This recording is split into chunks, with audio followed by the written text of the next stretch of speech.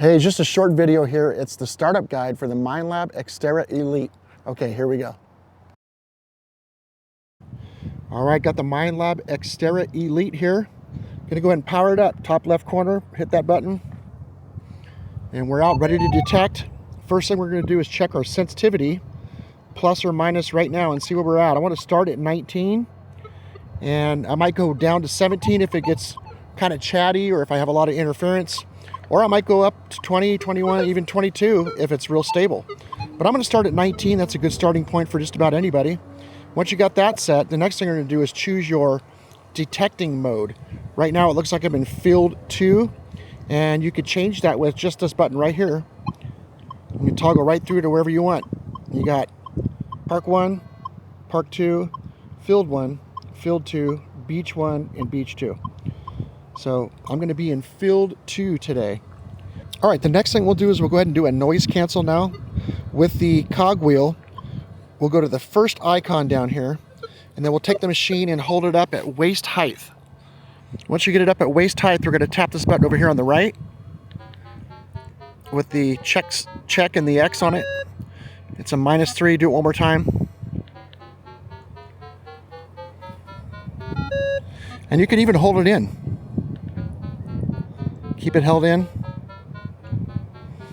And if it does the same number twice, like -3, you're good.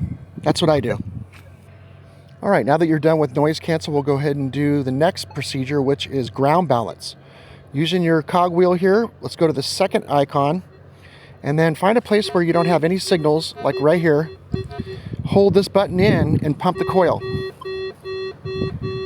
And it'll settle down on one number. And it'll also quiet down, and you can see it chose 3. All right, now that you're done with noise cancel and ground balance, you could essentially start detecting right now in this mode.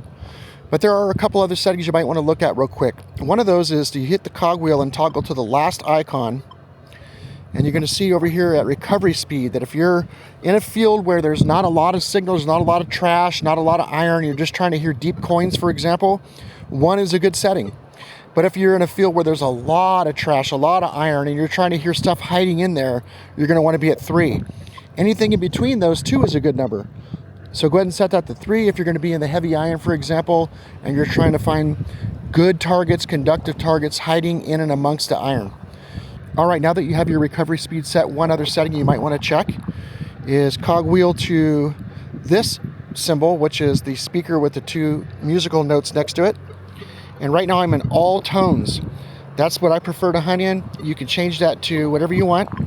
1 tone, 2 tones, 5 tones, all tones, or depth tone.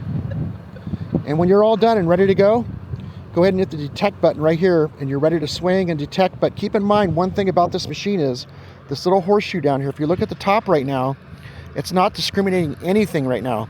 But if I turn the horseshoe on, it's knocking out all that iron down below in the bottom part.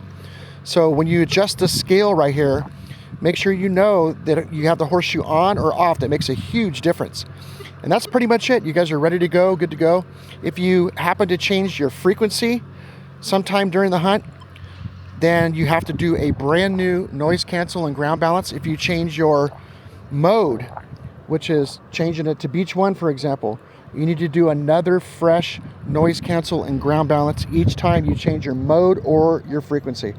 Short little video, quick, simple, and that's all there is to it. Good luck out there.